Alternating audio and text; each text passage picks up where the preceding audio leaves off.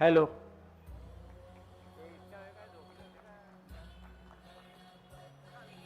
बंद होता माझी.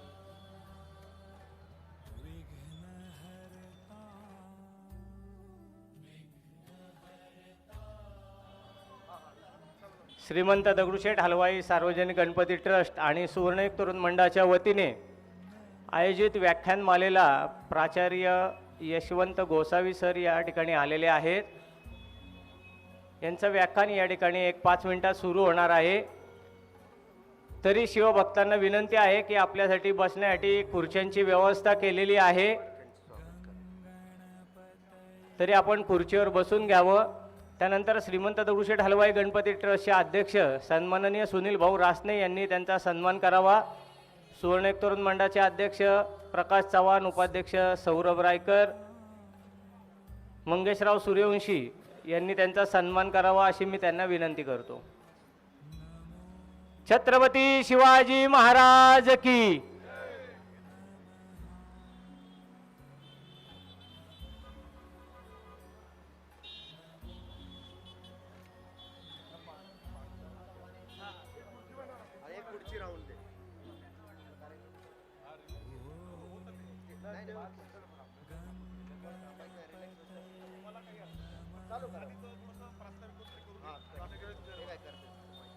श्रीमंत दगडूशेठ हलवाई सार्वजनिक गणपती ट्रस्ट व सुवर्णयुग तरुण मंडळातर्फे जमलेल्या सर्व शिवभक्तांचे आम्ही या ठिकाणी सहर्ष स्वागत करीत आहोत.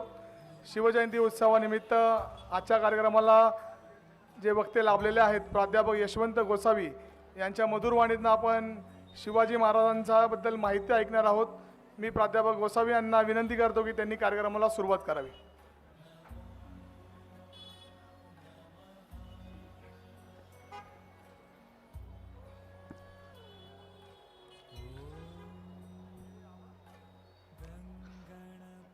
खरं तर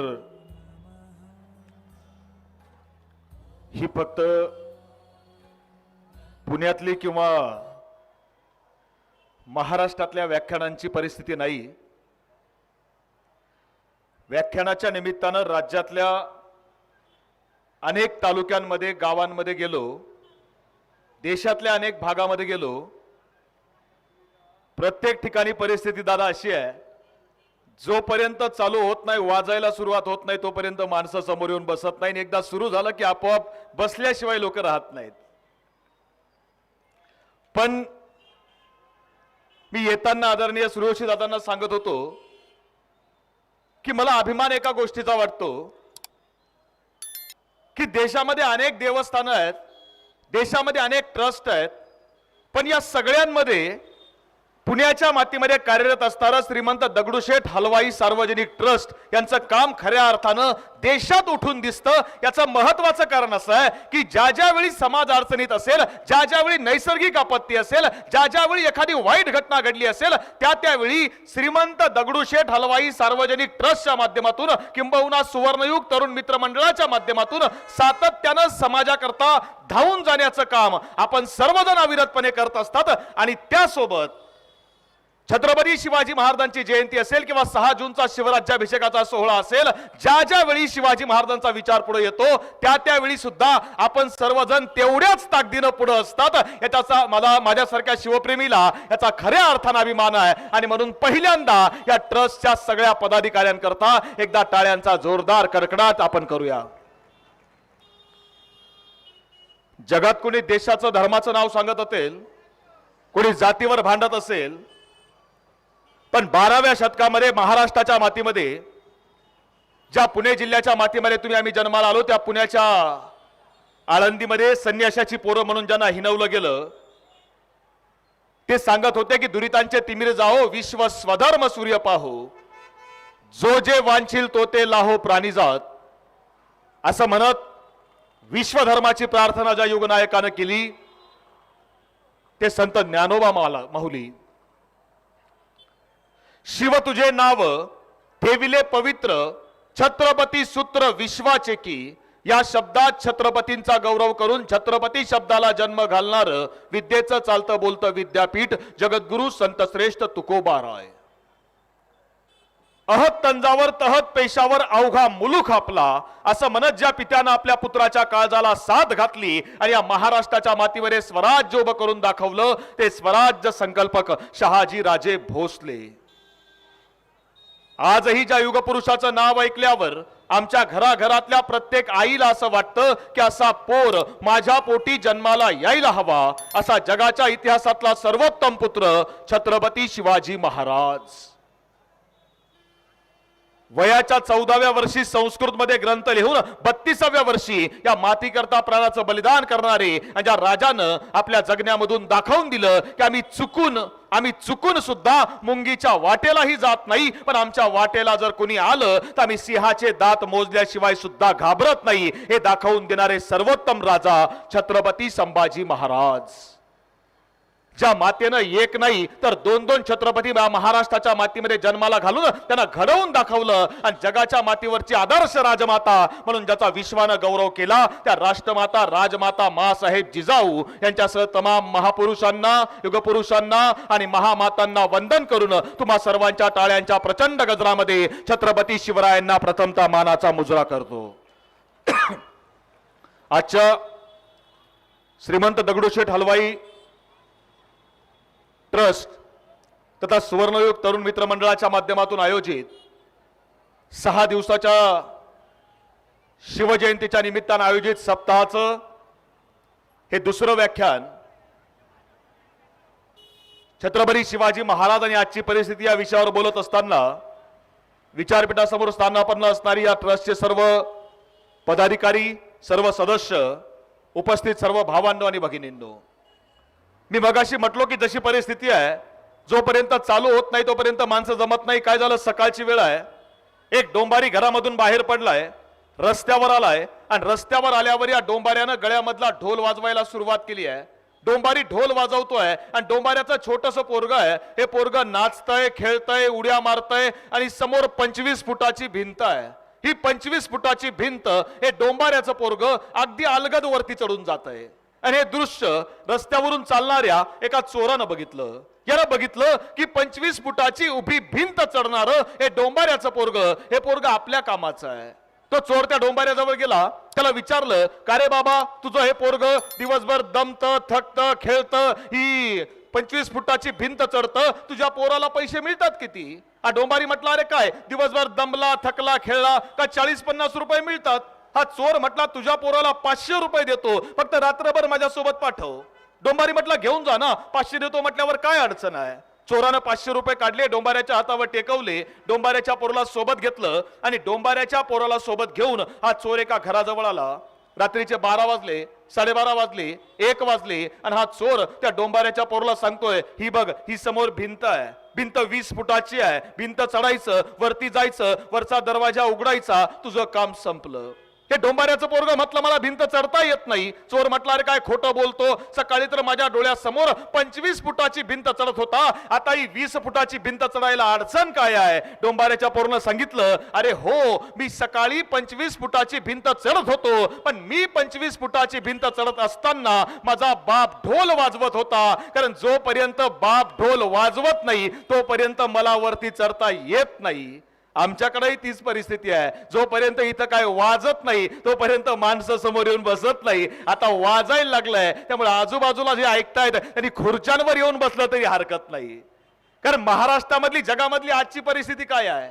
आज आम्हाला शिवछत्रपतींचा विचार महत्वाचा का वाटतो, म्हणजे जगभरामध्ये तुम्ही आम्ही ज्यावेळी विचार करतो, या मागच्या खऱ्या अर्थानं दगडूशेठ ट्रस्ट मनपूर्वक गौरव करावा असा वाटतो की विचार पेरायचं काम तुम्ही महाराष्ट्राच्या मातीमध्ये, या पुण्याच्या मातीमधून करतायत. याच मातीमध्ये शिवछत्रपती उभे राहिले, याच मातीमध्ये जिजाऊंनी आपल्या विचारांनी ही भूमी नांगरली. आज महाराष्ट्राची परिस्थिती काय आहे. मागच्या ऑक्टोबर महिन्यामध्ये महाराष्ट्रामध्ये 2 घटना घडल्यात. त्यामधली पहिली घटना जी आहे नाशिक जिल्ह्यामधल्या इगतपुरी तालुक्यामध्ये घडली. त्या इगतपुरी तालुक्यामध्ये एक शाळा आहे आणि त्या शाळेमध्ये 9वीचा वर्ग आहे आणि 9वीच्या वर्गातल्या वर्ग शिक्षकाला असं वाटलं की आपल्या वर्गामध्ये 41 मुलं आहेत, आपली मुलं रोज शाळेमध्ये येतात, शाळेमध्ये येताना बॅग आणतात, आपल्या मुलांच्या बॅगेमध्ये काय आहे हे आपण एकदा बघितलं पाहिजे.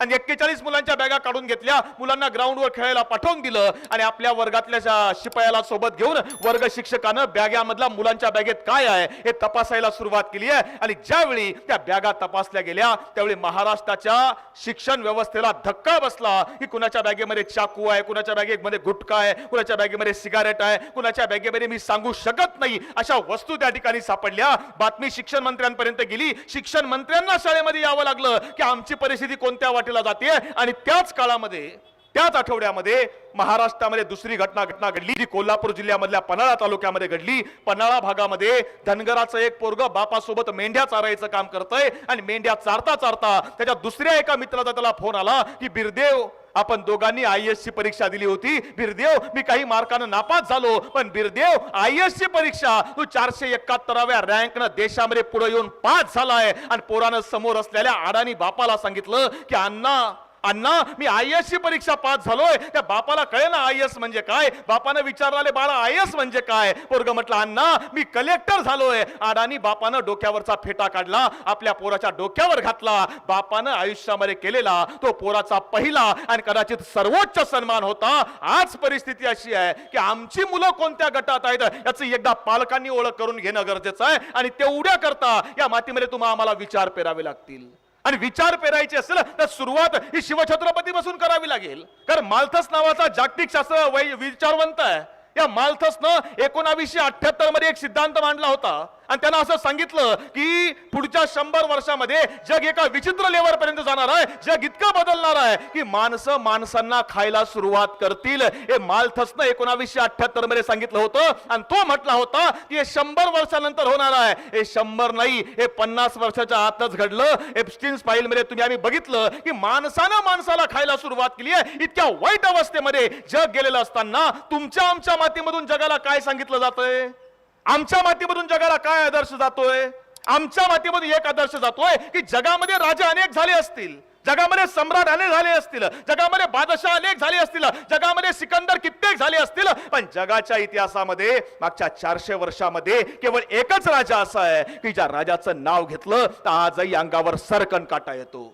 जगाच्या इतिहासामध्ये मागच्या 400 वर्षामध्ये एकच राजा असा आहे की ज्या राजाचं नाव घेतलं, जय जयकार केला तर धमन्यांमधलं रक्त सळसळून वाहायला लागतं. जगाच्या इतिहासामध्ये मागच्या 400 वर्षामध्ये केवळ एकच राजा असा आहे की ज्या राजाची जयंती 400 वर्षानंतर सुद्धा इथल्या गावागावात साजरी केली जाते. आणि तो राजा आमचा आहे. तो राजा म्हणजे छत्रपती शिवाजी महाराज. आणि तो राजा आमच्या पिढीपर्यंत गेला पाहिजे. हा तेवढ्या करता अट्टहास आहे, तेवढ्या करता अट्टहास. कोण शिवाजी महाराज, काय दिलं शिवाजी महाराजांनी, का नाव घ्यायचं शिवाजी महाराजांचं, कोण होते शिवाजी राजे. अरे मला जर कोणी विचारलं की छत्रपती शिवाजी महाराज कोण, तर मी सांगतो की सय्यद बंडाचा वार आपल्या छातीवर झेलून त्याला शिवछत्रपतींचा जीव वाचवला, त्याला जिवाजी म्हणतात. पोटच्या पोराचं लग्न टाकून जे कोंडाणा घ्यायला गेले, पोटच्या पोराच्या लग्नाला आलेच नाहीत, त्यांना तानाजी म्हणतात.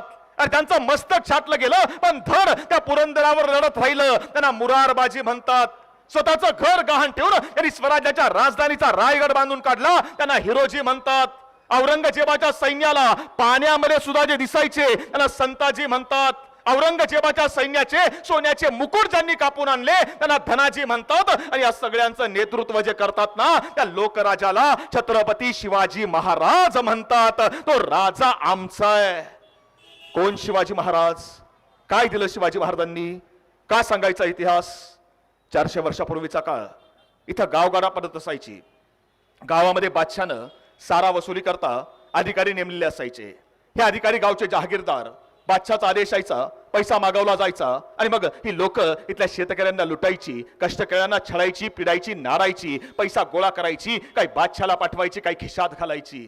जगणं चालू होतं. इथला शेतकरी कष्टात जगत होता, कामकरी दुःखानं मरत होता. आणि त्या शेतकऱ्याचं कष्टकऱ्याचं दुःखात जगणं एका आईला सहन होत नव्हतं. त्या आईचं नाव होतं जिजाऊ. या जिजाऊ कोण, तर सिंदखेडच्या लखुजीराव जाधवांची कन्या. लखुजीराव जाधवांना मुलं 4, दत्ताजी, रघुजी, अचलोजी, बहादूरजी. आणि या 4ही मुलांच्या पाठीवर एक मुलगी जन्माला आली आहे, ज्या मुलीचं नाव ठेवलंय जिजाऊ. आणि जिजाऊ जाधवांच्या घरामध्ये वाढती आहे, लहानाची मोठी होती आहे. आणि मुलगी उपवर झाली आणि बापाची चिंता वाढली आणि लग्न जुळवलं. कुठलं, वेरूळच्या पराक्रमी बहादूर भोसले घराण्यामधल्या शहाजी महाराजांची आणि लग्न झालं आणि आपल्या पोटात गर्भ घेऊन जिजाऊ शिवनेरीची वाट चालतायत. पण शिवनेरीवर येताना जिजाऊ विचार करतायत की माझ्या पोटात जे पोर आहे हे पोरग पोटामध्ये असताना काय झालं. अरे घरादाराचा थारा उडाला, कुणाला कशाचा मेळ राहिला नाही. जहागिरीवरून गारवाचा नांगर फिरला, आजोबा लखोजी जाधवराव यांचा खून झाला. अरे मोठा पोरगा संभाजी, त्याची सुद्धा सुटका नाही. मुलखात चौमेर दुष्काळ, जनावरांना खायला चारा नाही, माणसाला खायला धान्य नाही. बापाची नजर पोराच्या मांसावर जातीये. इतका भीषण दुष्काळ.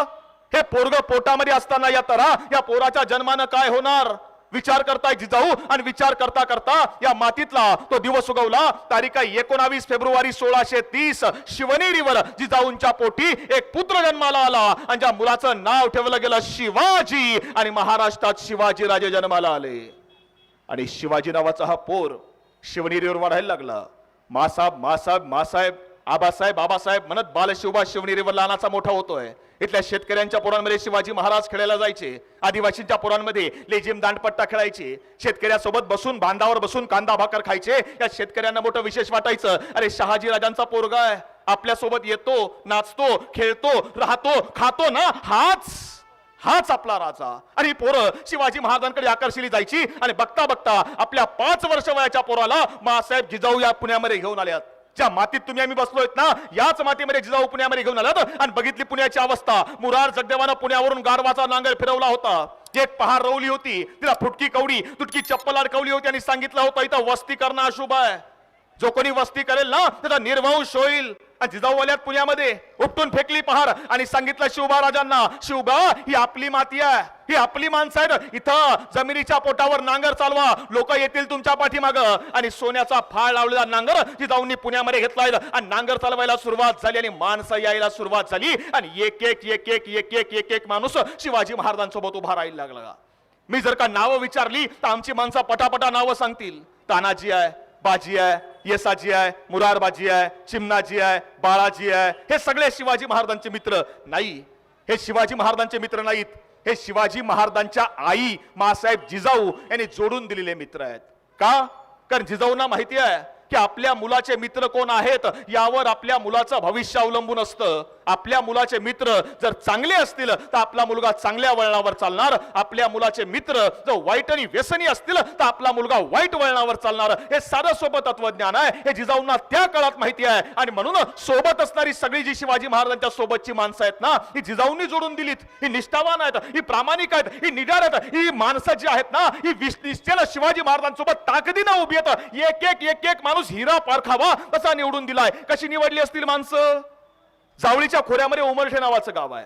सायंकाळची वेळ आहे आणि गावामध्ये दवंडी देणारा आलाय. आणि दवंडी देणारा आवाज देतोय, ऐका हो ऐका, पुण्यामधून लाल महालामधून मासाहेब जिजाऊ आणि बाल शिवबाराजे यांनी दवंडी पाठवली आहे की जो कोणी शेतकऱ्याच्या पिकाचं नुकसान करणाऱ्या रानडुकराला मारून आणील त्याला 1 रानडुक्कर मारल्यावर सोन्याचा 1 होन बक्षीस दिला जाईल. ऐका हो ऐका. दवंडी देणारा निघून गेला आणि एक छोटस पोरग भावाला विचारतंय, अरे दादा चालतोस का पुण्याला? मारूया रानडुक्कर आणि घेऊन जाऊया पुण्यामध्ये. भाऊ म्हणतोय काय करायचं रानडुक्कर? कशाला पाहिजे तुला सोनं? दादा सोनं नको रे, शिवबा राजा भेटन की, मासाहेब भेटतील की, चल की रे दादा. आणि शेतकऱ्याचीच पोरं दुसऱ्या दिवशी घरामधून बाहेर पडली, जंगलात आली, दिवसभर जंगलात फिरली. 1 नाही 2 नाही 3 रानडुक्कर मारली, पाय तोडले, खांद्यावर टाकलेत आणि आलेत पुण्यामध्ये. लाल महालाच्या समोर आले, दरवाजा बंद बघितला आणि आवाज दिला, ओ मासाहेब, अरे कोणी आहे का वाड्यात? अरे दरवाजा उघडा की, आम्ही आलोय बघा. मासाहेबांनी दरवाजा उघडला आणि बाहेर बघितलं ही 2 पोरं उभी आहेत. कोण रे तुम्ही? का आवाज देतायत? मासाहेब तुम्ही दवंडी पाठवली होती की जो कोणी शेतकऱ्यांच्या पिकाचं नुकसान करणाऱ्या रानडुकराला मारून आणील त्याला 1 रानडुक्कर मारल्यावर सोन्याचा 1 होन बक्षीस दिला जाईल. मासाहेब 3 रानडुकर म्याच मारलीत बघा. तूच मारलीस का रे नक्की? होय मासाब. मासाब मी अख्खं रानडुक्कर खांद्यावर उचलून आणणार होतो, पण हा बोलला की नुसते पाय तोडून नेलेत ना तरी मासाहेब बक्षीस देत्यात. मासाब म्याच मारलीत बघा. बहादूर दिसतोस रे. नाव काय तुझं? मासाब म्या तानाजी, माझा भाऊ सूर्याजी. तानाजी काय करतोस रे तू? काय नाही मासाब, निवांत खातो पितो बघा. तानाजी येतोस का स्वराज्यामध्ये? येतो ना मासाब. पण मासाब एक सांगू का? म्हटले काय? मासाब मला दुसरं काहीच येत नाही बघा, मला फक्त तलवार चालवता येते. आणि कडाडल्या मासाब, तान्हा अरे माणसाला थोडंच यावं, पण असं यावं की त्याला जगाच्या पाठीवर तोड नसावी. तुला येतं ना? ये स्वराज्यात, ये स्वराज्यात. असा एक एक माणूस सोबत घेतला. जात नाही बघितली कोणाची. ज्याला जे येतं ना ते सर्वोत्तम आलं पाहिजे, ज्याला जे जमतं ना ते सर्वोत्कृष्ट केलं पाहिजे. आणि त्या बळावर शिवछत्रपतींनी माणसं उभी केली. एक माणूस जो उभा केलाय ना तो माणूस एका वाघाच्या ताकदीचा आहे, सिंहाच्या ताकदीचा माणूस उभा केला. आणि मग स्वराज्य उभं राहिलं. हे उभं करणं कोणाच्या ताकदीवर आहे? तुम्ही आम्ही जाणून आहोत. काळास महिलांची संख्या या ठिकाणी बोटावर मोजण्या इतपत आहे, पण स्वराज्य जे उभं आहे ना हे स्त्रियांच्या त्यागावर उभं आहे. आम्हाला माहिती आहे की 10 नोव्हेंबर 1659 छत्रपतींनी प्रतापगडावर अफजल खान फाडला. अफजल खान मारल्यावर शिवाजी महाराज म्हटले नाहीत की आज 4 महिने झाले अफजल खानाची वनवन होती, जरा थांबूया. महाबळेश्वर आहे थंड हवेचं ठिकाण, आपण जरा 8-15 दिवस आराम करून मग पुढच्या मोहिमेला. अजिबात नाही. 10 नोव्हेंबर 1659 दुपारी 1 वाजता अफजल खान मारला. 11 नोव्हेंबर 1659 सकाळी 6 वाजता महाराज सैन्यानिशी निघाले आणि सैन्य घेऊन आक्रमण केलंय. कुठं? विजापुराच्या रोखानं. कुठपर्यंत? पन्हाळगडापर्यंत. पन्हाळ्यापर्यंत शिवाजी महाराज धडकले आणि 2 महिन्यामध्ये पन्हाळा स्वराज्यावर आला. शिवाजी महाराज पन्हाळ्यावर जाऊन पोहोचले आणि बातमी आदिलशाहीला समजली आहे. आणि आदिलशाही मधून सरदार निघाला आणि सिद्धी निघालाय आणि सिद्धीनं पन्हाळ्याला वेढा घातला. याच्या पुढचं तुम्हाला आम्हाला सगळ्यांना माहिती आहे. महाराज पन्हाळ्याच्या वेड्यामध्ये अडकले. पन्हाळ्यामधून बाहेर कसं काढायचंय महाराजांना समजत नाहीये. महाराजांना वाटलं पावसाळा लागल्यावर वेढा जरा हलका होईल, बाहेर निघता येईल. नाही शक्य झालं. वेढा अधिक मजबूत झाला आणि शिवाजी महाराजांनी ठरवलं 2 पालख्या बनवायच्या. शिवा काशीद नावाच्या न्हाव्याला बोलवलं गेलं. ते आम्हाला सगळ्यांना माहिती आहे. तो शिवा आला, शिवाजी महाराजांचं रूप घेतलं आणि 2 पालख्या निघाल्या. एक पालखी शिवाजी महाराजांचं रूप घेऊन शिवाजी महाराजांच्या रूपामध्ये त्या शिवाला घेऊन निघाली आहे सिद्धीच्या भेटीसाठी. आणि दुसरी पालखी दस्तर खुद्द शिवाजी महाराज निघाले तर विशाळगडाकडे. 2ही पालख्या निघाल्या. पालख्यांचा मार्ग वेगळा झाला आणि पांढरपाणी वगैरे गाव लागलं. शिवाजी महाराज विशाळगडाकडे निघून गेले आणि शिवाची पालखी सिद्धीच्या शाम्याण्यासमोर आली. शिवा शाम्याण्यासमोर आला. सिद्धी बाहेर आलाय आणि सिद्धी म्हणतोय शिवाला, आव शिवाजी राजे. सिद्धी घेऊन चाललाय शिवाजी महाराजांना. शिवाला शिवाजी महाराज म्हणून समजून आतमध्ये आणलं, समोर बसवलं. पण त्याच वेळी सिद्धीच्या पाठीमाग एक माणूस उभा आहे. तो लकाकला, शहारला आणि पुटपुटला. लगता तो है मगर ये शिवाजी नहीं हो सकता. हदरला सिद्धी. क्या बघते हो? हाँ हुजूर, लगता तो है मगर ये शिवाजी नहीं हो सकता. सिद्धीने संशय रूपसली, त्या शिवाच्या मानेवर धरली आणि कडाडला, सच बता तू ही शिवाजी है? आणि म्हणतोय शिवा, अरे हाँ मैं ही शिवाजी हूं. तलवारीचा वार घुमला, रक्ताची चिरकांडी उडाली आणि सिद्धी विचारतोय, सच बता तो ही शिवाजी है? आणि म्हणतोय आमचा शिवा, अरे हाँ मैं ही शिवाजी हूं. दुसरा वार घुमला, रक्ताचा अभिषेक शरीराला होतोय, रक्त ओघळत आहे आणि सिद्धी विचारतोय, अब बता तू ही शिवाजी है? आणि म्हणतोय शिवा, अरे हाँ मैं ही शिवाजी हूं. आता वळलाय सिद्धी त्या संशयी डोळ्यांकडे. कैसे कह सकते हो ये शिवाजी नहीं है? ते डोळे होते फाजल खानाचे, अफजल खानाच्या मुलाचे. तो म्हणतो, हुजूर अफजल खान वधाच्या वेळी मी बघितलंय शिवाजी महाराजांना आणि त्यावेळी त्यांच्या डोक्यावर तलवारीचा वार लागलाय आणि हे जर खरे शिवाजी महाराज तर यांच्या डोक्यावर वाराची ती खून असली पाहिजे. आणि आता सिद्धी वळलाय शिवाकडं, अब बता तू ही शिवाजी है? आणि कडाडला आमचा शिवा, अरे हाँ मैं ही शिवाजी हूं. तलवारीचा वार घुमला, डोक्यावरचा जिरेटोप खाली पाडला गेला आणि डोक्यावर बघितलं गेलं, वाराची खून नव्हती आणि शिवा सापडला. आणि सिद्धी कडाडला, मरने से पहले आखिरी बार पूछता हूं, सच बता तो ही शिवाजी है? आणि कडाडला आमचा शिवा रक्तानं न्हालेला. अरे जन्माला शिवा काशीद म्हणून आलो असलो तर काय फरक पडतो, मरताना शिवाजी महाराज म्हणून मरतोय. हे भाग्य कमी आहे का? हे भाग्य कमी आहे का? शिवा ढासळला, कोसळला, पडला. इथं पर्यंत बहिर्जी एखादा विचारतायत, बहिर्जी त्या बाजींचं काय झालं, रायाजीचं काय झालं, फुलाजींचं काय झालं? आणि बहिर्जींनी बातमी आणली, राजी, रायाजी, फुलाजी सगळे त्या विशाळगडाकडे येत असताना पावनखिंडीमध्ये गतप्राण झाले. सगळ्या मावळ्यांनी श्वास सोडला आणि शिवाजी महाराज विचारतायत, शिवाचं काय झालं? आमचं रूप घेऊन गेला होता, शिवाचं काय झालं? आणि 3 दिवसामध्ये बातमी आली आहे, पन्हाळ्याच्या पायथ्याशी सिद्धीनं शिवाची गर्दन मारली आहे. आणि शिवाजी महाराज कडाडले, अरे त्या शिवाच्या घरी गेलं पाहिजे ना, त्याच्या म्हाताऱ्या आईला भेटलं पाहिजे, कुटुंबाचं सांत्वन केलं पाहिजे. आणि सायंकाळच्या वेळेला शिवाजी महाराजांनी शिवाच्या गावात वर्दी पाठवली आहे की आम्ही गावामध्ये येतोय शिवाच्या. पन्हाळ्याच्या पायथ्याशी नेबापूर नावाचं गाव आहे, सायंकाळच्या वेळेला शिवाजी महाराज नेबापूरला जायला निघाले. त्या पनशिद्धीच्या गावामध्ये शिवाच्या गावात यायला निघाले आणि गावात येणार महाराज म्हटल्यावर अख्खं गाव शिवाजी महाराजांना घ्यायला गावच्या वेशीवर आलंय. गावचा पाटील आलाय, गावचा कुलकर्णी आलाय, गावातली सगळी माणसं आलीत आणि शिवाजी महाराज पांढऱ्या शुभ्र घोड्यावर बसून त्या गावाच्या वेशीवर आले. घोड्यावरून खाली उतरले आणि समोर पाटलाला विचारलं, शिवाची झोपडी आहे राज. आणि राजे वेगानं झोपडीकडे धावले आणि समोर बघितलं तर त्या झोपडीच्या बाहेर शिवाची म्हातारी आई हातामध्ये आरतीचं ताट घेऊन उभी आहे. आरती बघितली आणि नको आई, आपला तुझा पोर मारला गेला, मी तुझं सांत्वन करायला आलोय, माझी आरती कुठं करतेय? शिवाची आई सांगते, राज राज पोर मारला गेला हे 4 दिवसापूर्वीच समजलं बघा. राज माझा पोर मारला गेला म्हणून तुमचे पाय आमच्या घराला लागले, आमच्या 10 पिढ्यांचा उद्धार झाला. राजे आरती करून घ्या. आणि शिवा काशिदाची म्हातारी आई शिवाजी महाराजांची आरती ओवाळतीये. आरती ओवाळली जायला लागली. शिवाजी महाराज आतमध्ये आले. घोंगडी अंतरली होती. औरंगजेबाचा दरबार उभं राहायला योग्य जागा मिळाली नाही म्हणून लाथारणारे शिवाजी महाराज, रायगडावर 32 मन सोन्याच्या सिंहासनावर बसणारे शिवाजी महाराज गरीबाच्या घरामध्ये, रयतेच्या घरामध्ये जमिनीवर बसतायत, घोंगडीवर आपल्या घरी राजा आलाय आपला, धनी आहे मुलखाचा. अगं गुळपाणी आण, तोंड गोड कर राजांचं. शब्द ऐकले आणि शिवाजी महाराज कडाले, आई माझं तोंड कुठं गोड करतेय? आपला शिवा गेला, तुझा पोर मारला गेला. आणि हे शब्द ऐकता क्षणी त्या शिवाच्या आईनं हंबरडा फोडला, रडायला लागली आहे आणि सांगते, राज पोर मारला गेला हे त्याच दिवशी समजलं बघा. पण राज ज्या दिवशी शिवा मारला गेला ना त्या दिवशी अख्ख्या गावात कुणाच्या घरात चूल नाही पेटली राज. लहान लेकरू सुद्धा जेवलं नाही राज.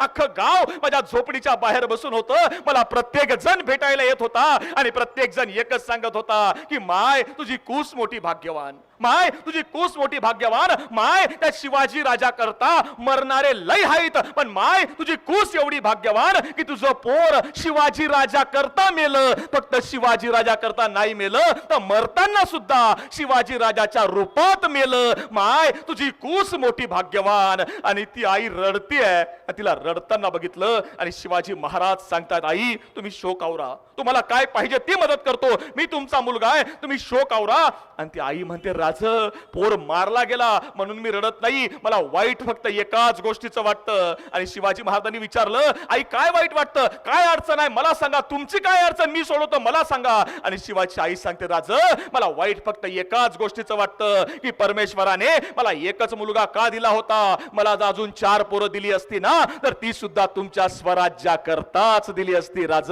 स्वराज्याकरताच दिली असती. हा विचार या मातीतल्या माया माऊलींनी पेरलाय आणि तेव्हा स्वराज्य उभं राहिलं. आज काय परिस्थिती आहे, आज काय अवस्था आहे. दादा शिवजयंती आली का आमच्या लोकांना वाटतं आपल्या पोरानं शिवाजी झालं पाहिजे. आणि मग आमची आई पोराला सांगते, बाळा परवा 19 फेब्रुवारी आहे, बाळा शिवाजी व्हायचं असतं, बाळा शिवाजी व्हायचं असतं. पण बाळा स्कूल बस मध्ये बसताना मात्र आपण मधल्या सीटावर बसायचं असतं, कारण पुढून कोणी धडकलं किंवा पाठीमागून कोणी धडकलं तर पोरं आई बापाला सांगतात की आई असं शिवाजी होता येत नसतं, बाबा असं शिवाजी होता येत नसतं. जर बाळानं शिवाजी व्हायचं असेल तर पहिल्यांदा आईनं जिजाऊ आणि बापानं शहाजी व्हायचं असतं, तर पोराला शिवाजी होता येतं. तर होता आम्हाला पेरावं लागेल ना.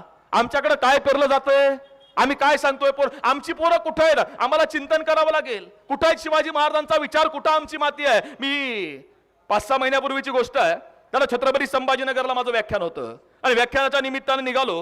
आता रोज प्रवास करावा लागतो त्यामुळे गाडीमध्ये पाठ दुखते. मी विचार केला की आपल्याला सोय आहे शिवाजीनगरला यावं, शिवशाहीमध्ये बसलं का जरा आरामात झोपून जाता येतं. शिवाजीनगरला आलो, शिवशाहीमध्ये बसलो, गाडी चालू झाली आहे. गाडी अहिल्यानगर पर्यंत आली आणि अहिल्यानगरला आल्यानंतर माझ्या बाजूच्या सीटावर एक म्हातारी आजी येऊन बसली. आजीसोबत 3-4 वर्ष वयाचं पोरगा होता, आजीचा नातू असेल. गाडी चालू झाली आणि गाडी चालू झाल्यानंतर त्या आजीला झोप लागते. पण पोरग काय आजीला झोपू देत नाही. सारखी आजीची पिशवी ओढ, आजीचा पदर ओढ, आजीची पाण्याची बाटली ओढ, सारखा आजीला त्रास देतोय. बराच वेळ गोंधळ चालू आहे आणि बऱ्याच वेळानं आजी मला म्हटली, लेकरा मला जरा मदत करतो का. मी म्हटलं आजी काय करू. आजी म्हटली, बाळा मला झोप लागते, पण हे पोरग काय मला झोपू देत नाही. म्हटलं आजी मग मी काय करू. आजी म्हटली, बाळा मी याला उचलते, याचे पाय तुझ्या मांडीवर देते, याचं डोकं माझ्या मांडीवर घेते, याला मी जरा थापडवते म्हणजे हे जरा पटकन झोपेल. मी म्हटलं आजी हरकत नाही. आजीनं ते पोरग उचललं, त्याचे पाय माझ्या मांडीवर दिले, डोकं आजीच्या मांडीवर घेतलं. आजीनं ते पोरग थापडवायला सुरुवात केली आहे. आजी त्या पोराला थापडवते आणि म्हणते, झोप रे डिप्लोमा, झोप रे डिप्लोमा, झोप रे डिप्लोमा. आता मला काही कळे ना, म्हातारी या पोराला डिप्लोमा का म्हणतेय. मी आजीला विचारलं, आजी तू या पोराला डिप्लोमा का म्हणतेय. आजी म्हटली, बाळा माझ्या पोराला डिप्लोमा करायला पुण्याला पाठवला होता, त्यानं डिप्लोमा काही केला नाही, तो यालाच घेऊन आला म्हणून याचंच नाव डिप्लोमा ठेवलं. म्हटलं ही परिस्थिती आहे. काय द्यावं लागेल आम्हाला, काय शिकवावं लागेल आम्हाला, आई घडवायला लागेल ना. मला उदाहरण तुम्हाला आता हे सगळे लाईट तुमच्या बघितल्यानंतर मला आठवतं, परदेशामधली घटना आहे. नवरा बायको दोघांची भांडण झाली आणि 5 वर्ष वयाचा पोरगा आहे. त्या बापानं आईच्या अंगावर पोरगा फेकून दिला आणि सांगितलं, चल तुझा माझा संबंध संपला आणि मी चाललोय दुसरीकडं. बाप दुसऱ्या शहरामध्ये निघून गेला. आईनं 5 वर्ष वयाचं पोरगं उचललं. आई शहरामध्ये राहायला लागली, पण आई विचार करते 5 वर्ष वयाचं पोरगं आहे, याला ठेवायचं कुठं. आणि कोणतरी सांगितलं शाळेत टाकी. आईनं पोरगं उचललं, शाळेमध्ये पाठवून दिलं. पोरगं शाळेत जायला लागलं. 1 दिवस 2 दिवस 4 दिवस 8 दिवस पोरगं शाळेमध्ये जातंय. 8 दिवसानंतर शाळेतल्या गुरुजींनी त्या आईला बोलावलं आणि सांगितलं, बाई जरा शाळेत या. शाळेमध्ये आल्यानंतर त्या गुरुजींनी सांगितलं की बाई तुमचा हा जो मुलगा आहे हा एका कानानं अधू आहे, याला ऐकायला कमी येतं, हा बहिरा आहे आणि या मुलामुळं इतर मुलांच्या बुद्धिमत्तेवर परिणाम होतोय, त्यामुळे तुम्ही एक काम करा, तुमचा पोरगा घरी घेऊन जा. आई म्हटली, साहेब एकुलतं एक पोरग आहे माझं, नवरा नाही, मला बाहेर काम करावं लागतं. असू द्या ना, जिथं शिकेल तिथं, जिथं बसेल तसं, जे येईल ते, पण राहू द्या तुमच्याकडे शिकवा. गुरुजी म्हटले, नाही, तुमच्या मुलामुळे इतर मुलांच्या बुद्धिमत्तेवर परिणाम होतोय. हा मुलगा इथंच काय जगातल्या कोणत्याच शाळेत शिकू शकत नाही, याला घरी घेऊन जा. त्या मुख्याध्यापकांनी पत्र लिहिलं. पत्रामध्ये लिहिलं, हा मुलगा एका कानानं अधू आहे, याला ऐकायला कमी येतं, हा बहिरा आहे, हा आमच्याच शाळेत काय जगातल्या कोणत्याच शाळेत शिकू शकत नाही. त्या मुलाला पत्र दिलं, सही शिक्का मारला, पत्र आईकडे दिलं आणि पोरगं घरी पाठवून दिलं. आईच्या रात्रभर डोळ्याला डोळा लागलेला नाहीये की काय करायचं पोराचं. सकाळी पोरगं शाळेत जायला निघेल, त्याला काय सांगायचं, आणि सकाळ झाली आहे. पोरगं शाळेत जायला निघालं आणि पोरगं आईला सांगतंय, आई मी शाळेत चाललो. आई म्हणते, नाही बाळा तू शाळेत जायचं की तुझ्या हुशारीमुळं इतर मुलांची बुद्धिमत्ता दाबली जाते, तुला शिकवायला त्यांच्याकडे हुशार शिक्षक नाहीत, त्यामुळे तू शाळेत जायचं नाही. आणि मग पोरगं विचारतंय, आई मी शिकायचं कुठं. आई म्हणते, बाळा आजपासून तुला घरामध्ये मी शिकवणार आहे. आणि त्या आईनं त्या पोराला घरात शिकवायला सुरुवात केली आहे. 1 नाही 2 नाही 3 नाही 24 वर्ष आई त्या पोराला घरात शिकवते. आणि 24 वर्षानंतर त्या आईनं त्या पोराला शिकवून इतका मोठा केला की तुम्ही आम्ही ही जी लाईट वापरतो ना, या लाईटचा शोध टाकलं की आईचं निधन झालंय. आईचे कपडे, आईच्या अनेक वस्तू घरामध्ये आहेत, त्या कोणाला तरी देऊन टाकूया ना, कारण मेलेल्या माणसाचे कपडे वस्तू आपण घरामध्ये ठेवत नाहीत. त्यानंतर सगळं बाहेर काढायला सुरुवात केली आहे. आईचे कपडे काढले, वस्तू वेगवेगळ्या काढल्या, आणि ते सगळं साफ करताना त्याला मुख्याध्यापकांनी लिहिलेलं ते पत्र सापडलं. तो विचार करतोय, पत्रात काय लिहिलंय एकदा वाचून तरी बघूया. तर पत्र वाचायला सुरुवात केली आणि पत्रामध्ये लिहिलं होतं, तुमचा हा जो मुलगा आहे हा एका कानानं अधू आहे, त्याला ऐकायला कमी येतं, हा बहिरा आहे, हा इथंच काय पण जगातल्या कोणत्याच शाळेत शिकू शकत नाही, तद्वत याला घरी घेऊन जा. तर ते पत्र वाचलं, ठसा रडतोय आणि रडवायला लागेल. आम्हाला त्या शिवबाची जिजाऊ नाही, चांगलं पेरलं चांगलं उगवणार आहे, वाईट पेरलं वाईट उगवणार आहे. आम्ही काय पेरतोय, पोरांच्या मनावर आम्ही काय पेरतोय. आमची पोरं सीबीएसईला टाका, पण परिस्थिती अशी आहे की आई इंस्टाग्रामला रील बघतेय, बाप फेसबुकला रील बघतोय. त्या पोराला वाटणारच आहे, आपली आई आपला बाप बघतोय म्हटल्यावर आपण रील बनवायला हरकत काय आहे. आता आपण चिंताच आहे जेवायला, त्याला वाटतं बाप म्हणजे सगळ्या फायली. या घर पोरगं गाडीचा खेळ खेळतय आणि पोरगं म्हणत होतं, ट्रिंग ट्रिंग ज्या नालायकांना साताऱ्याला जायचं. बापाला कळे ना, पोरगं काहीतरी वेगळं बोलतंय. पोरगं म्हटलं ठीक आहे बाबा. पोरगं पुन्हा खेळायला गेलं, पोरगंच ते. 2 मिनिटानंतर पोराचं पुन्हा चालू, ट्रिंग ट्रिंग ज्या नालायकांना साताऱ्याला जायचं. एक शब्द, आणि पोरगं म्हणत होतं, ट्रिंग ट्रिंग आत्ताचे का नालायकामुळं गाडी 15 मिनिटं थांबली तरी ज्या नालायकांना साताऱ्याला जायचंय तरी पटकन गाडीत बसून घ्या. का होतं, आम्ही काय पेरतोय काळजावर. जे पेरणार आहे ते वर्षापूर्वी आपल्या मुलाला सांगताय, पासून पाकिस्तान पर्यंतचा मुलूक आपल्याला काबीज करायचा आहे. अहत तंजावर तहत पेशावर शिवबा अवघा मुलूक आपला. 7 वर्ष वय आहे शिवाजी महाराजांचं. 7 वर्ष वयाच्या मुलाला मुद्रा बनवून दिली आहे. प्रतिप चंद्रलेखेव वर्धिष्णु विश्ववंदिता शहा सरो शिव सैषा मुद्रा भद्राय राजते. बाळा, हे राज्य उभं करायचंय. हे राज्य या मातीमधल्या शेतकऱ्यांचं असलं पाहिजे, कष्टकऱ्यांचं असलं पाहिजे. या मातीला दाखवलं. आम्ही काय सांगतोय, नाही काही सांगितलेत शिवाजी महाराज तरी चालतील. मला वाटतं शिवचरित्रामधला कोणता प्रसंग सांगावा. मला वाटतं जागा पुरली नाही पाहिजे, एवढी जागा इथं व्यापली गेली पाहिजे. लोक येत नाहीत. काय येत नाहीत, आम्हाला समजलं नाही, महत्व नाही समजलं. अरे 5 मार्च शंभू बाळाला सोबत घेऊन आग्र्याला निघाले औरंगाबाद पोर. या पोराचं काय काम आहे सांगा ना औरंगजेबाला, सांगा औरंग्याला की माझा पोर लहान आहे, 9 वर्ष वयाचा आहे, मी येतोय ना. पोराचं काय काम आहे, त्याला कुठे घेऊन चाललाय. शेकडो कोसाचा प्रवास, एवढे पावसाळे उन्हाळे, त्या पोराला शोभणार झेपणार आहेत का. त्याला आई नाही आहे, आई विना ते अनाथ असणारं पोरग, आणि या पोराला एवढ्या दूर घेऊन चालला तुम्ही जातायत ना, पोराचं काय काम आहे? सांगता आलं असतं ना, सांगितलं असतं औरंगजेबाला मी येतोय, माझ्या मुलाचं काय काम आहे? नाही, शिवाजी महाराजांनी मासाहेबांना सांगितलं, मासाहेब तुम्हीच आम्हाला शिकवलंयत ना की या वयामध्ये मुलाच्या मनाची, शरीराची आणि भावनेची जडणघडण होत असते, आणि म्हणून शंभू बाळाला घेऊन चाललोय. शंभूला समजलं पाहिजे परमुलूक कसा आहे, शत्रू कसा आहे, परकीय भाषा कशी आहे, परकीय लोक कशी आहे, त्यांच्या रूढी परंपरा, त्यांचं वागणं जगणं कसं आहे हे समजलं पाहिजे. हे याच वयात समजावं म्हणून शंभू बाळाला आग्र्याला घेऊन निघालोय. मासाहेब शंभू बाळाला समजलं पाहिजे राजकारण, आणि म्हणून घेऊन चाललोय. मी कधी कधी विचार करतो की 9 वर्ष वयाच्या कोवळ्या पोराला राजकारण समजावं, विचार समजावा, भाषा समजाव्या, परकीय माणसं समजावी म्हणून शिवाजी महाराज औरंगजेबाच्या मुलखात घेऊन जातात. आमच्याकडे शिवाजी महाराजांचा याचं कारण एकच आहे की महाराजांकडून काय घ्यावं हेच नेमकं समजलं नाही. काय घ्यायचंय महाराजांकडून? अरे 6 जून 1674 रायगडावर शिवाजी महाराज की त्या हेनरी ऑक्झिटननं लिहिलंय काय की मी 5 जून 1674 आदल्या दिवशी रायगडाच्या पायथ्याशी आलोय. रायगड बघितला, काय किल्ला बांधलाय शिवाजी महाराजांनी, अजस्त्र किल्ला. तर एका बाजूला सह्याद्री आहे, दुसऱ्या बाजूला दरी आहे, आणि मध्यभागी हा किल्ला आहे. आजूबाजूला 41 किल्ले आहेत, आणि याच्या मध्यभागी किल्ला आहे. या किल्ल्याची रचना अशी आहे की एका वेळी फक्त एक माणूस किल्ल्यावरती जाईल अशी रचना शिवाजी महाराजांनी केली आहे. तो हेनरी ऑक्झिटन लिहितोय की हा किल्ला इतका अभेद्य आहे की 1,00,000 सैन्य जरी किल्ला जिंकायला आलं तरी वरती जाऊ शकत नाही. का? वर जायला किल्ला कोणी? आणि तो विचार करतोय की मला रायगडावर जायचंय, कसं जायचं? घोड्यावर जाता येत नाही, पायी जायचं म्हटल्यावर त्रास होणार. त्यानं पालखी घेतली, त्याला पालखीत बसवलं, आणि पालखीत बसवून त्याला बाजूला विशाल दरी आहे. हा किल्ला कोणी जिंकू शकत नाही. हा राजा किती विचारी असला पाहिजे, काय किल्ला उभा केलाय, काय वाट आहे, एवढीशी पायवाट. आणि तो हेनरी ऑक्झिटन रायगडाच्या महादरवाजाजवळ आला आणि जागेवर थबकला. आश्चर्य वाटलं त्याला. का? त्या महादरवाजावर 2 हत्ती उभेत. हत्ती? अरे माणसाला यायला जागा नाही, या राजाने हत्ती आणले कुठून? कुठल्या रस्त्याने आणले, कुठल्या वाटेने आणले, कसे आणले हत्ती? तो प्रत्येकाला विचारतोय, हत्ती कुठल्या वाटेने आणले मला सांगा, कुठल्या रस्त्याने आणले मला सांगा. तो रस्ता कुठे आहे मला दाखवा. रायगडाला दुसरा दरवाजा आहे, तुम्ही दाखवत नाही, रस्ता मला दाखवा. सगळ्यांना विचारतोय, कोणीच सांगत नाही. आणि न राहून त्यानं दुसऱ्या दिवशी शिवाजी महाराजांना विचारलं, महाराज मी रायगडावर आलो आणि वरती येताना किल्ल्याची रचना बघितली, आणि महाराज एक बघितलं की एका वेळी एक माणूस वरती येईल अशी जागा आहे. मग तुम्ही हत्ती कोणत्या वाटेने आणले, हत्ती कोणत्या रस्त्याने आणले, मला तो रस्ता दाखवा, मला ती वाट बघायची आहे. आणि शिवाजी महाराज हसायला लागले. शिवाजी महाराज म्हटले, हेनरी ऑक्झिटन ते हत्ती आम्ही आज आणले नाहीत. म्हटले मग? हेनरी ऑक्झिटन राज्याभिषेक करायचा हे आम्ही आज ठरवलं नाही, हे आम्ही 10 वर्षापूर्वी ठरवलं होतं. आणि आम्हाला माहिती होतं की 10 वर्षांनंतर जर आपल्याला राज्याभिषेक करायचा असेल तर हत्तीची लहान लहान पिल्लं 10 वर्षापूर्वीच पालखीत घातली, पालखीत घालून रायगडावर आणली, रायगडावर लहानाची मोठी केली, आणि ती आज मोठे हत्ती बनून इथं महादरवाजावर उभी आहेत. याचा अर्थ काय आहे?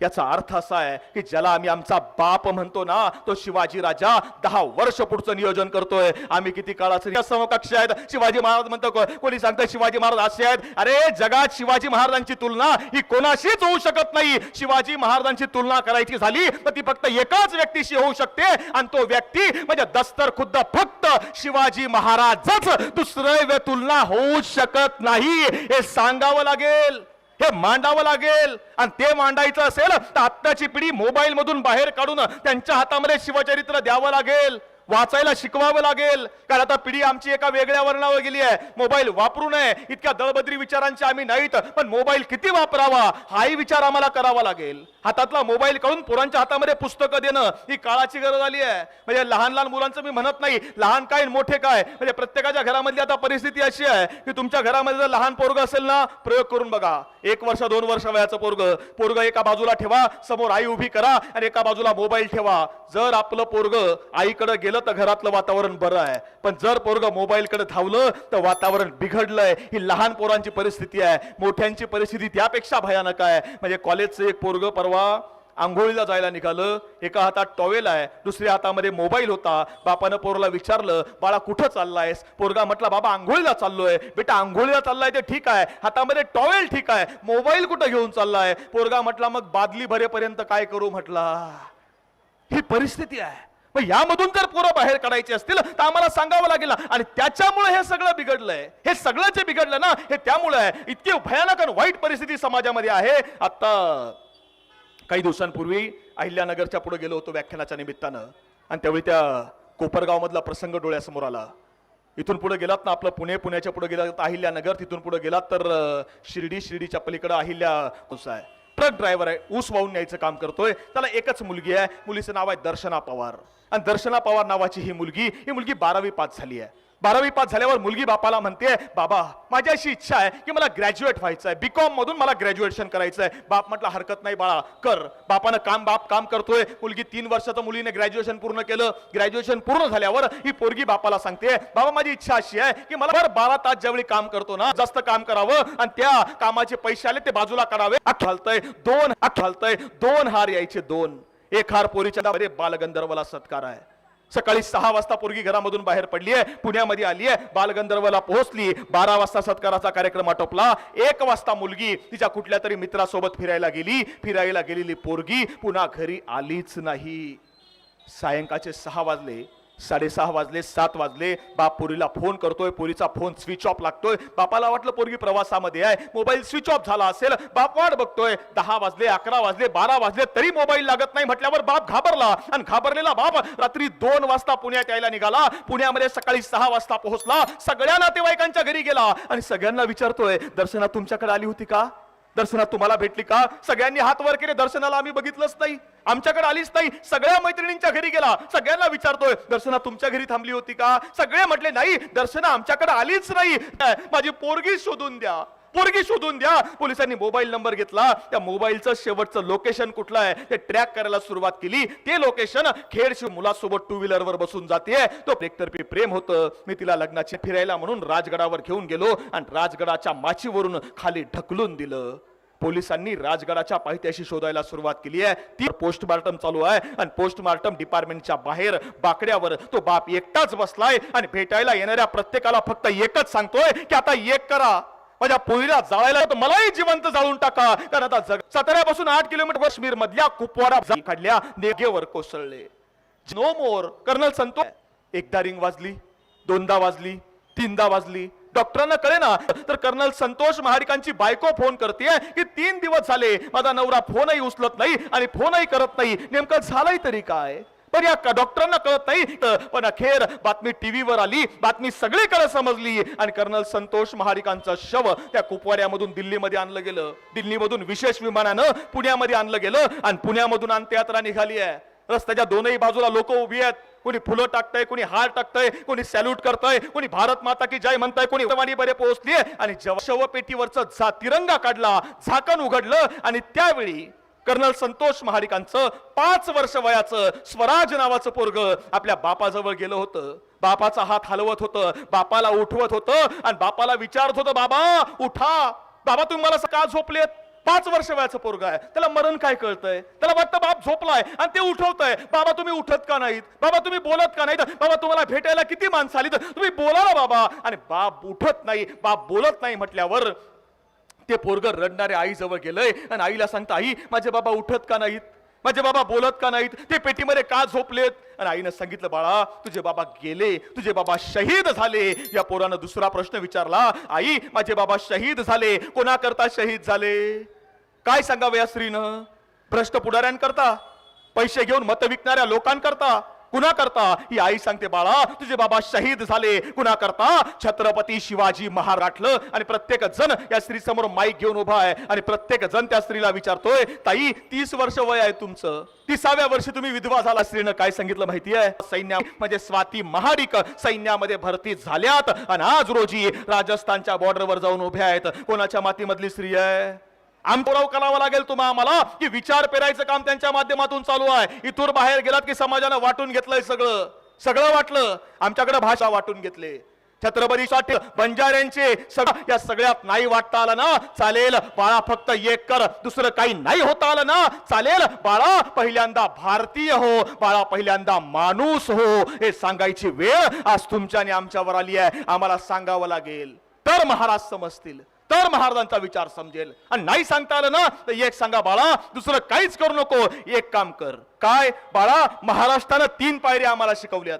3 पायऱ्या बाळा, या 3 पायऱ्या समजावून सांगाव्या लागतील. महाराष्ट्रामध्ये ज्या 3 पायऱ्या आहेत ना, आमच्या पिढीला सांगावे लागेल. पहिली पायरी कुठं आहे?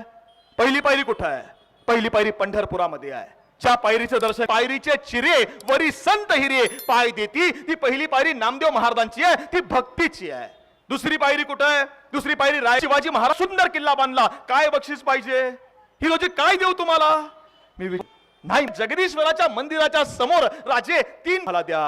हिरोजी म्हटले, राजे म्हटले हे काय मागणं? पायरीवर नाव कोरायची अनुमती. हिरोजी म्हटले, राजा दिलं, पण असं का दर्शनाला याल आणि ज्या वेळी जे पावलं त्या पायरीवर पडतील त्यावेळी तुमच्या पावलाची पायधूळ त्या पायरीवर म्हणजे माझ्या नावावर पडत राहील. राजे तेवढं भाग्य फक्त आमच्या पदरात टाका. तिसरी पायरी तुमच्या आमच्या प्रत्येकाच्या घरामध्ये आपल्या आई बापाच्या चरणाची आहे. ज्यानं आपल्या आईचा आणि बापाचा हात धरून ठेवला त्याला जगात दुसऱ्याचे पाय धरायची वेळ जो उभं केलं. हे स्वराज्य कोणाकरता उभं केलं? यशवंत गोसावींनी यावं व्याख्यान द्यावं, दगडूशेठ ट्रस्टनं व्याख्यान मला ठेवावी, तेवढ्या करता नाही. अरे शिवाजी महाराजांच्या आईचं स्वप्न आहे, शिवाजी महाराजांच्या वडिलांचं स्वप्न आहे की राज्य उभं करायचं आहे. आपल्या वडिलांच्या स्वप्नाकरता शिवाजी महाराजांनी स्वराज्य उभं केलं. आपल्या आईच्या स्वप्नाकरता शिवाजी महाराजांनी स्वराज्य उभं केलं. आपल्या वडिलांच्या स्वप्नाकरता वयाच्या 32व्या वर्षी शंभू राजांनी प्राणाचं बलिदान केलं. आम्ही काय करतोय आमच्या आई करता? आम्ही काय करतोय आमच्या बापा करता? तुम्हाला मुलगा असेल ना तर आपल्या पोरला सांगा, बाळा आयुष्यात दुसरं काही नाही मिळवता आलं ना चालेल, बाळा जगातला सर्वात मोठा पुरस्कार कमवायचा आहे. तो शिवाजी महाराजांनी मिळवला होता. जगातला सगळ्यात मोठा पुरस्कार कोणता आहे? नोबेल पुरस्कार. नाही, तो राहिला नाही. तर नोबेल पुरस्कार दादागिरी करून आता लोक मागायला लागलेत. शांततेचा नोबेल पुरस्कार दादागिरी करून द्या, नोबेल नाही. मग जगातला सगळ्यात मोठा पुरस्कार कोणता आहे? पद्मश्री, पद्मविभूषण, भारतरत्न, महाराष्ट्रभूषण कुठलाच नाही. जगात आलं, आई मी नोकरीला लागलो, बाबा हा माझा पहिला पगार आहे. आणि त्यावेळी त्या आईच्या आणि बापाच्या डोळ्यामधून जो आनंदाचा अश्रू ओघा, तर आपल्या मुलीला सांगा. तर आमच्या शहरामधली आत्ताची परिस्थिती अशी आहे की स्त्री भ्रूण हत्या ही आमच्या भागात सुद्धा मोठ्या प्रमाणावर आहे. मुलगी होऊ द्यायची नाही अशी परिस्थिती आज आमच्याकडे आहे. पण ज्यांना मुलगी असेल ना त्यांनी नक्की ऐका की मुलगी कुणाच्याही पोटी जन्माला येत नाही. मुलगी जन्माला यायला आई आणि बाप भाग्यवान असावे लागतात. भाग्यवान आई बापाच्याच पोटी पोरगी जन्म घेते, कुणाच्याही पोटी जन्माला येत नाही. फक्त बाप कुठं काम MIDC मध्ये कंपनीमध्ये काम करून शिकवत असेल ना चालेल, भाजीला तेल कमी आहे म्हणून अर्ध्या पळी भाजीमध्ये आपली आई स्वयंपाक करत असेल ना चालेल. फक्त बाळा आपल्या वागणुकीमुळे आपली आई आणि आपला बाप यांची मान समाजात खाली झुकणार नाही याचा विचार करणं म्हणजे जगातली तर विसरलोय आम्ही. हे इथं आपण आता या चौकात बसलोय, इथून पुढे गेलात ना तर RTO लागतो, बरोबर आहे? कोविडच्या दरम्यान मधली आम्ही ऐकली असेल, आम्ही ऐकतो आणि विसरून जातो. कोविडच्या दरम्यान त्या काळामध्ये रस्त्यावरती भीक मागणारी काही कुटुंब असतात. कोणी भीक मागतं, त्यांचं जगणं तिथं, राहणं तिथं, खाणं तिथं, संसार तिथं. त्यांची 5 वर्ष वयाची मुलगी आहे, तिथंच राहायचं, खायचं, कोणी जे खायला आणून दिलं ते त्यावर जगायचं. आणि त्याच चौकामध्ये एके दिवशी एक नवरा बायको त्यांची 5 साड्या झोपलाय, बायको झोपली आणि त्या बाजूला 5 वर्ष वयाची ती चिमुरडी पोरगी झोपली आहे. आणि रात्री 2 ते 3च्या दरम्यान त्या रस्त्यानं कोणतरी 27-28 वर्ष वयाचा पोरगा चालला होता. 5 वर्गात उचललं आणि पलीकडच्या बाजूला स्टेशन आहे, स्टेशनच्या बाजूला रेल्वेचे काही खराब भंगार जुने डबे पडलेत, त्या डब्यांजवळ त्या पोरीला नेलं. ती पोरगी उठली आहे, अनोळखी माणूस कोणतरी बघितला, ओरडायला सुरुवात केली. तिचं तोंड दाबायला कागद, कपडा, रुमाल, टॉवेल काही सापडत नाही म्हणून रस्त्याच्या बाजूला टायरचा एक तुकडा पडला होता. तो तुकडा उचलला, त्या पोरीच्या तोंडात कोंबला. 3 वर्ष वयाच्या पोरीवर बलात्कार केला, तिला तिथं 5 वर्ष वयाच्या पोरीवर बलात्कार केला आणि तिला तिथंच फेकून दिलं आणि निघून गेला. ही आत्ता काही दिवसांपूर्वी घडली घटना आहे. त्या मालेगाव, नाशिक जिल्ह्यामधल्या मालेगावमधल्या डोंगराळ्यामध्ये मी गेलो होतो. काय घडलं? 4 वर्ष वयाची पोरगी रस्त्यावर खेळतीये, शेजारी असणारं पोरग उचलून घेऊन गेलं. त्या पोरीवर 4 वर्ष वयाच्या पोरीवर बलात्कार केला आणि तिनं घरी सांगू नये म्हणून बाजूला दगड टपको लुट जाओ नेमे मजहब रोता 70 वर्षापूर्वी सांगितलं होतं. आज खरं झालं. का खरं झालं? आम्ही आमचा इतिहास विसरलो. आमचा इतिहास काय सांगतो? ज्या पुण्यामध्ये आपण आहोत ना, या पुण्यामध्ये लाल महाल, त्या लाल महालामध्ये शाहिस्ते खान ठाण मांडून बसलाय आणि शिवाजी महाराजांनी रात्रीच्या अंधारामध्ये शाहिस्ते खानावर हल्ला केला, 4 बोटं उडवली आणि शिवाजी महाराज निघून गेले. आणि शिवाजी महाराज गेल्यावर दुसऱ्या दिवशी सकाळी शाहिस्ते खान उठलाय, मसनदीवर गादीवर बसलाय, वैद्य आलाय, वैद्य त्याच्या बोटाला मलमपट्टी करतोय आणि मलमपट्टी चालू असताना तो शाहिस्ते खान रडतोय, डोळ्यामधून अश्रू वाहत आहेत आणि तो सांगतोय, कल रात शिवाजी यहाँ पे आया था, मेरी चारों उंगलियां काट दी, मेरे बेटे अब्दुल को मार गिराया, रडतोय शाइस्ता खान. आणि त्याच वेळी त्याची बहीण आहे, तिचं नाव आहे जहानारा बेगम. ही धावत आली आहे, म्हणते भाईजान गजब हो गया, शिवाजी और उसके आदमी उठा के लेके गए ना, तो फिकर मत कर. पोरीची काळज. काय सांगितलं चरित्र राजांचं? शत्रूला सुद्धा ज्या राजाच्या चरित्रावर विश्वास आहे, तो राजा आमच्या मातीमधला आहे, तो राजा आमचा आहे. आम्हाला समजावून सांगावं लागेल आमच्या पिढीला. दुर्दैव आहे आज आम्हाला सांगावं लागतो, कारण शाळेतल्या पुस्तकांमध्ये शिवाजी महाराज सापडत नाहीत. तुम्ही आम्ही भाग्यवान होतो, 4थीच्या पुस्तकांमध्ये शिवाजी महाराज शिकवले जायचे. आता पॅटर्नच बदललाय, सगळाच पॅटर्न बदललाय. मग सांगायचं कुणी? सांगायचं काम तुम्हाला आम्हाला करावं लागणार आहे. तर आमचा विचार जिवंत ठेवायचं काम माझ्या भावांनो आपल्याला करावं लागेल, आणि तो आपण करताय. अभिमानाची गोष्ट आहे.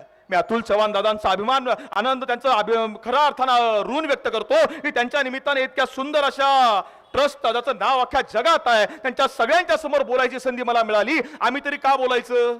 दादा रोज एका गावात आहे, रोज. काल पंढरपूरमध्ये होतो, आता उद्या पुन्हा नाशिकमध्ये जायचं आहे, त्यानंतर कर्नाटकमध्ये आहे, गुजरातमध्ये आहे, गोव्यामध्ये व्याख्यान आहे. राज्य देशातल्या वेगवेगळ्या भागामध्ये रोज व्याख्यानाच्या निमित्तानं 365 पैकी 200 दिवस रोज फिरावं लागतं. का? तुम्ही मला जे मानधन द्यावाची संस्था चालवतो, आणि या संस्थेच्या माध्यमातून मागच्या 14 वर्षापासून ज्या मुलांना आई वडील नाहीत, आणि राज्यातल्या ज्या शेतकऱ्यांनी आत्महत्या केल्यात, त्या आत्महत्याग्रस्त शेतकऱ्यांची मुलं शिक्षणाकरता दत्तक आहेत. माझ्या 5 मुलींची लग्न झाली आहेत, आणि मला 2 नातू सुद्धा आहेत.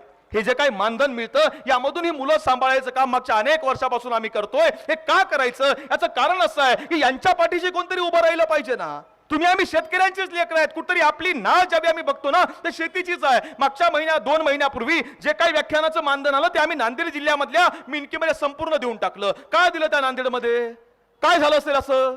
नांदेड जिल्ह्यामध्ये बिलोली तालुका आहे, बिलोलीमध्ये मिनकी नावाचं गाव आहे. मी ज्या ज्या काही घटना सांगितल्या तुम्ही गुगल, युट्यूब, फेसबुक वापरता, कुठेही चेक करू शकता. या मिनकीमध्ये 9वीतलं पोरग आहे, आणि 9वीतलं पोरग बापाजवळ गेलंय सकाळी सकाळी, आणि बापाला सांगताय अण्णा माझ्या शर्टचा खिसा फाटलाय. आणि पोरं शाळेमध्ये लई चिडवतात, अण्णा मला शर्ट घ्यायला पैसे दे. बाप म्हटला बाळा सोयाबीनचे पैसे आलेले नाहीत, बाळा थांब जरा, मी तुला 8-15 दिवसामध्ये पैसे देतो, आणि मग तू शर्ट घे. पोरग म्हटलं नाही अण्णा, शाळेतली पोरं लई चिडवतात, आणि मग तुम्हाला शर्ट घेऊन दे, हे तर मी शाळेतच जाणार नाही. बापानं फाडकन पोरच्या थोबाडीत मारली, आणि बाप कडाडला, चल निघ शाळेमध्ये. पोरानं दप्तर उचललं, पोरग शाळेत जायला सोडली. तिच्या गळ्यामधला दोर काढला, तो दोर विहिरीच्या बाजूला आला. विहिरीच्या बाजूला एक निंबाचं झाड आहे, त्या झाडाच्या फांदीवर पोरग चढलं, आणि त्या झाडाच्या फांदीला दोर बांधला, आणि 9वीच्या पोरानं गळफास घेऊन आत्महत्या करून घेतली. सायंकाळचे 5 वाजले, बाप घरी आला, सगळ्यांची पोरं गल्लीत खेळतात, आपलं पोरग कुठं आहे? आणि बापानं गल्लीतल्या पोरांना विचारलं, अरे आमचा ओम्या कुठं आहे?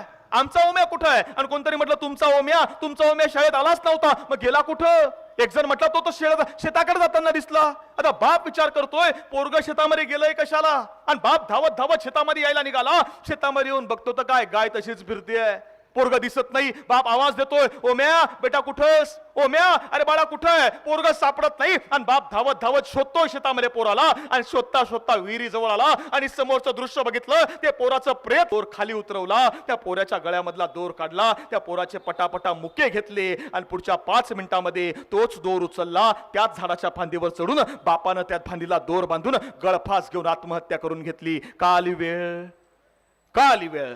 काही बुद्धिजीवी म्हटलेत नाही पोरा पाहिजे होतं, मिळाला असता शर्ट. काही जण म्हटले पोराचं नाही, पोराच्या बापाचंही चुकलं, पोरानं आत्महत्या केली म्हणून बापानं लगेच आत्महत्या करायची गरज नव्हती. मी म्हणतो खरं आहे, पोराचं नाही, पोराच्या बापाचंही चुकलं, पोरानं आत्महत्या केली म्हणून लगेच बापानं आत्महत्या करायची गरज नव्हती. पण मी विचार करतोय की या देशामध्ये तिसरा अँगल कोणी विचार करणार आहे का? की एखाद्या शेतकऱ्याला आपल्या पोराला फक्त शर्ट घेता येत नाही म्हणून जर गळफास घ्यावा लागत असेल तर त्यांचा वाटा कुठं आहे? हा प्रश्न विचारायचा कुणी? यावर बोलायचं कुणी? यावर चिंतन होत नाही. यावर चिंतन एकदा झालं पाहिजे तर, कारण शेतकरी सुखी तर जग सुखी आहे. आम्ही शेतकऱ्याची लेकरं आहे. आम्ही कोणत्याही स्टेजवर गेलो पण हे चालू ठेवू हा विश्वास या निमित्तानं देतो. श्रीमंत दगडूशेठ हलवाई ट्रस्टच्या माध्यमातून या व्याख्यानाच्या निमित्तानं आपण बोलवलं. सगळे अध्यक्ष उपाध्यक्ष प्रत्येक जण, खरं तर सगळ्यांची नावं घेण्यासारखी आहेत, हे कोण्या एकाचं नाही, पण नावांचा परिचय तेवढा नसल्यामुळे नावं, आणि सांगतानाच मला त्यांनी सांगितलं की हे कोण्या एकाचं नाही, हे सर्वांचं आहे. हे सर्वांचं श्रींच्याच चरणी अर्पण करतो. आणि तुम्हाला सांगतो की तुम्हाला जे वाटतं ना, माणसं किती आहेत महत्वाचं नाही, दादा किती लोक आले ते महत्वाचं नाही, आपण काळजावर पेरायचं काम करतोय. पेरताना छोटं छोटं पेरलं गेलं ना, जमलेल्या 100 लोकांमधून एकानं जरी यातून काहीतरी चांगला आदर्श घेतला तर या व्याख्यानमालेचं समाधान आहे. आणि जे म्हणून तुम्हाला जे वाटतं ना, जे तुम्हाला वाटतं तेच मला वाटतं. म्हणजे तुम्हाला आणि मला वाटतं ते आणीबाणीच्या काळामध्ये दुष्यंत कुमार नावाचा कवी लिहित होता. तो म्हणतो काय, हो गई है पीर पर्वत सी पिघलनी चाहिए, हो गई है पीर पर्वत सी पिघलनी चाहिए, इस हिमालय से कोई गंगा निकलनी चाहिए. आज ये दीवार पर्दों की तरह हिलने लगी, शर्त है कि ये बुनियाद हिलनी चाहिए. हर शहर, हर नगर, हर गली ना हमारा मकसद नहीं, हमारी कोशिश यह है कि ये सूरत बदलनी चाहिए. अरे मेरे सीने में नहीं हो कहीं भी आग, लेकिन आग जलनी चाहिए. जय हिंद, जय महाराष्ट्र. धन्यवाद.